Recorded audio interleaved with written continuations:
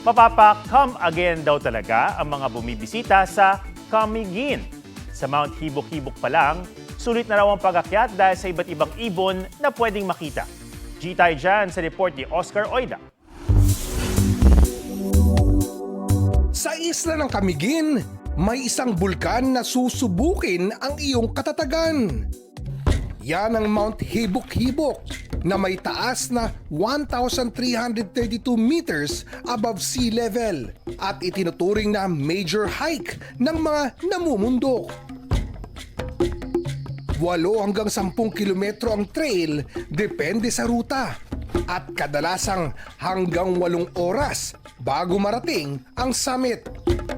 Isa sa mga sumubok akyatin ang bulkan, si Aliyah. Simula pa lang ng trek, sasalubong agad ang makapal na kagubatan. It was not really an easy hike. You really need to be prepared mentally and physically.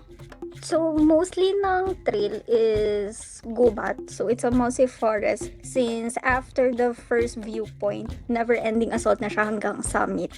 Matapos ang ilang oras sa pag-akyat, sumalubong kay Aliyah ang makapal na hamog.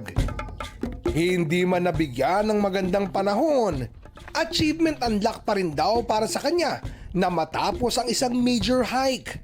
Ang kanyang hibok-hibok hike naging extra special nang masilayan niya ang iba't ibang endemic birds doon.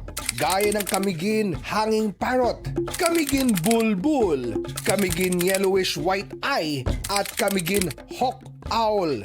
Ang pinaka-longest encounter ko sa endemic bird nila is yung Philippine pita.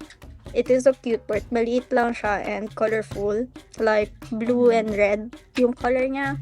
Ang pamumundok sa hibok-hibok, pahirapan man, kapalit nito'y kakaibang karanasan. Kaya sino ba naman ang hindi mapapakam again sa Camiguin? Oscar Oida, nagbabalita para sa GMA Integrated News.